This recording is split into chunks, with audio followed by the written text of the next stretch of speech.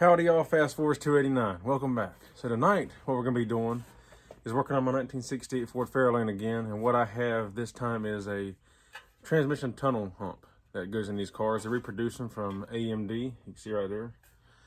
They make good stuff. It's good, thick quality. I just recently swapped this car to a T5. So I ordered one of these for the automatic shifter when I did the conversion from the column shift to the floor shift for the automatic. And now I ordered one for the manual. So we'll get that covered up, so I gotta uncover that big hole I got on my floor. So let's jump into it. We gotta remove the seats and pull the carpet back so I can access this. Pro tip, when you wanna remove the seats, it's a good idea to take the backrest and fold forward. So when you pull the bolts loose, the seat doesn't fall back. Now we're gonna go underneath the car.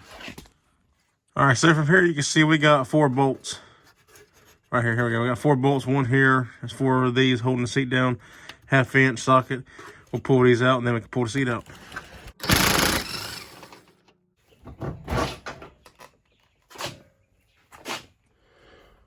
All right, now we need to pull the shifter off, 1/2 inch socket.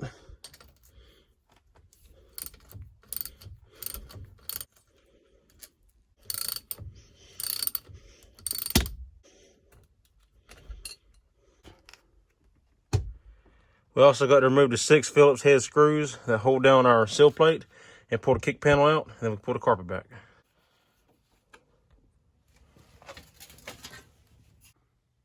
All right, so here's a look at what I got so far. I'm about to install the new hump in, but I took this piece of sheet metal to kind of strengthen up this floorboard a little bit more because there's a big hole here I had to cut out for the automatic shifter. It's hard to see, but it goes back in there. I meant to shoot it beforehand, but I got kind of sidetracked. As you can see, I got a lot going on here. So I forgot to shoot a video of what the hole looked like before this, but if you want to see it, you can go to my last video of the shifter hump update video when I converted from a column shift to a floor shift. But anyway, to cover up this, now the tunnel can sit in here like this. And now I don't have a big open hole protruding from outside from underneath this, so that's good. So now I'm getting ready to screw this in and get this put in place, and we'll be good to go. So, all right, and here is what we're looking at now. So there's that patch piece that I cut out of sheet metal and put in here, riveted it down. So it's real nice to put strip caulk underneath that. I also put strip caulk underneath this, right here, underneath the edge, so then it would seal to the floor better. Riveted it down into place. These are just hammer marks, because when you get these reproduction parts, they don't fit exactly 100% like they're supposed to right out of the box. Usually you got to kind of massage them a little bit and finesse them. Plus, my floorboard's been kind of beat up from previous owners or whatever. So I kind of had to hammer it into place a little bit, rivet it down. You know, I went through and put some sheet metal screws in. I couldn't put one here. I mean, I probably could, but it wasn't worth the fight. It doesn't matter. And also right here, I could probably put one there. Again, it doesn't really matter. You don't need it. But I got enough rivets in it to hold it. It's in good shape. So, and the reason why I didn't use that hole there from the factory, or from the piece that came from the factory, is because if you look in here, you see that where the transmission's running, it's right under that hole. And I didn't want the screw to hit it, I didn't want the drill bit to hit it, I didn't want the rivet to hit it and rub a hole in the aluminum. So I just came over here and put that one right there in there, drilled a hole and put it there. It's good enough. And now it's out of the way. So yeah, now we put the carpet back in, seats in, and it's a done deal. One thing I forgot to mention, if you notice, I cut this out. I didn't really touch this edge, that's still the factory edge, but I cut it, it curved like right here. I cut it back and cut across. It's not the prettiest in the world, but it works. That's all that matters. You'll never see this covered up. The reason why I did this is I like to plan for the future. For one thing, originally this thing curved and would have come like right here. It was really close. You can kind of see where it sort of curved a little bit right there. And it would have come right across here as a tighter fit. I didn't like it. On this side here, it was contacting the boot. It came up so high. And I also cut the front because you can see where the front originally would have come up here and curved and went across. I want to make it as easy as possible to service this later. So pulling the transmission out, I wanted to have room to pull the transmission back and down, so I'd have room to move back, you know, before you move down.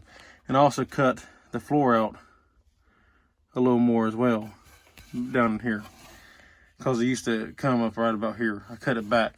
So if I ever have to pull this transmission out, it'll be easy to take out of the car, have room to slide it back and everything. Also, if I ever want to upgrade this shifter to like a pro shifter for a shorter throw, this is already kind of a short throw compared to what it came with from the factory back in the day. But now, if I want to upgrade the shifter later, I can get to these 4 bolts really easy. They're accessible right here from the top. I don't have to pull the transmission out. And I don't have to remove this to do it. I can get right here, pull this straight out. And also the pro shifters come with bolts in the back and in front as like a stop.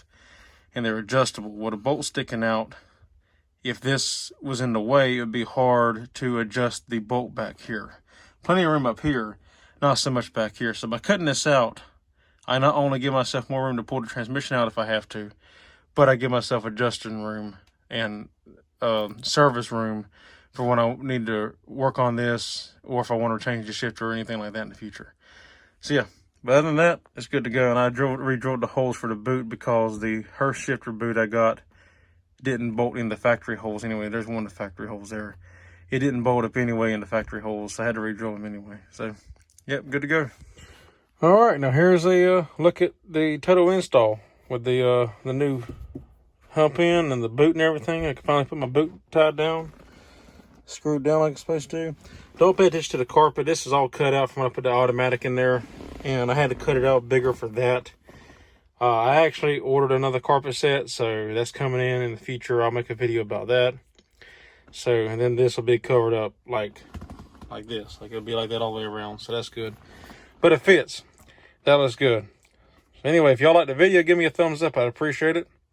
If you're not subscribed, consider subscribing. If you have any comments, concerns, or questions, leave them down below. I'll get back to you, as always. And thank y'all for watching. I'll see you in the next one. Take care.